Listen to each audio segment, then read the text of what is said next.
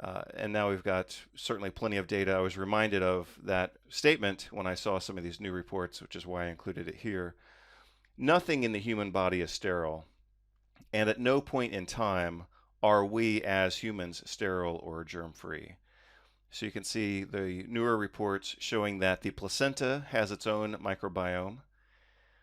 And you can also see from scientific reports in August of 2016 the microbiome of aseptically collected human breast tissue in benign and malignant disease. The breast itself has its own microbiome. Breast milk has its own microbiome. Breast milk also transfers intact dietary proteins for that matter as well. But certainly we are never sterile. We always have a microbiome. So again, today we're going to focus on gastrointestinal dysbiosis. It is the most varied and quantitatively most important. So again, you've got pounds or kilograms of bacteria in your gut.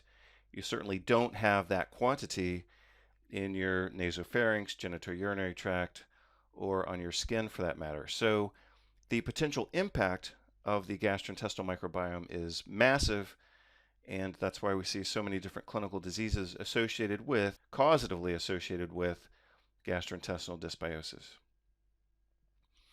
Of course, we've seen many of these concepts now come into kind of popular or public knowledge. Here's an article from 2015 in The Atlantic talking about gastrointestinal dysbiosis and how it can contribute to rheumatoid arthritis.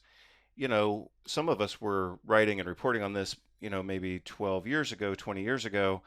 I published a rather important paper in 2006 that reviewed many of these concepts, but now we see that they are finally, 9 or 10 years later, coming into public knowledge.